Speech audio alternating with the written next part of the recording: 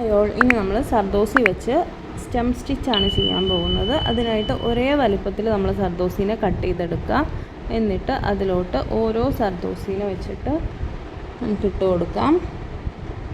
ഒരു ചെയിൻ എടുക്കുക, അതിലോട്ടൊരു സർദോസീനെ ഇറക്കി കൊടുക്കുക. ദെൻ ഈ ഒരു ലൈനിൽ നമ്മൾ ചെയിൻ എടുക്കുന്നു, ടൈറ്റ് ചെയ്ത് ചെയിൻ എടുക്കണം.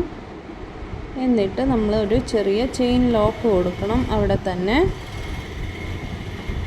ദെൻ നമ്മൾ മുകളിലോട്ട് പോയിട്ട് ഈ ആദ്യം എടുത്ത സർദോസിയുടെ ഒരു പകുതിയിൽ അതേ ലൈനിൽ തന്നെ ഒരു ചെയിനിനെ ഇട്ട് കൊടുക്കുക. മുകളിലോട്ട് നമ്മളൊരു ചെയിൻ ലോക്ക് കൊടുക്കുക. എന്നിട്ട് നമ്മൾ അടുത്ത സർദോസിനെ നീഡിലെടുക്കുക. ദെൻ നമ്മൾ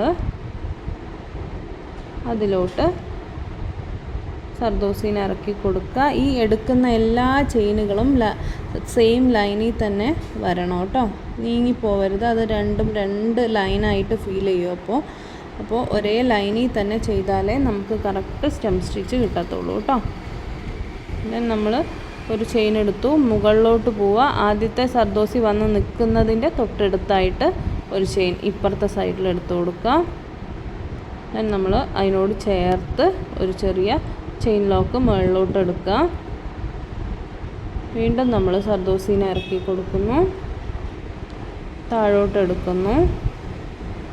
ഉണ്ടോ, താഴോട്ട് എടുക്കുക. അതേ ലൈനിൽ തന്നെ പോയിട്ട് നമ്മൾ ചെയിൻ എടുക്കുക, ചെയിൻ ലോക്ക് എടുക്കുക. എല്ലാ പോയിന്റിലും നമ്മൾ ചെയിനും ചെയിൻ ലോക്കും എടുക്കുന്നുണ്ട്. അപ്പോൾ മാത്രമേ അത് കറക്റ്റായിട്ട് നിൽക്കത്തുള്ളൂ. ദെൻ നമ്മൾ മുകളിലോട്ട് പോയി ഇപ്പോൾ അവസാനിച്ച ആ ഒരു സർദോസിയുടെ അടുത്ത് പോയിട്ട് നമ്മൾ ചെയിൻ എടുത്ത് കൊടുക്കുക. തൊട്ട് മേളിൽ പോയി ചെയിൻ ലോക്ക് എടുത്ത് കൊടുക്കുക. ഒരു കാണുമ്പോൾ നമുക്കൊരു കയറുപിരിയുടെ ആ ഒരു ലുക്ക് കിട്ടും. അങ്ങനെയാണ് കറക്റ്റ് ആ ഒരു ഇത് വരിക.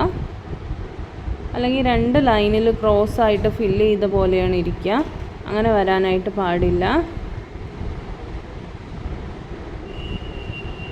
ഇങ്ങനെ കംപ്ലീറ്റ് ചെയ്യുക കേട്ടോ.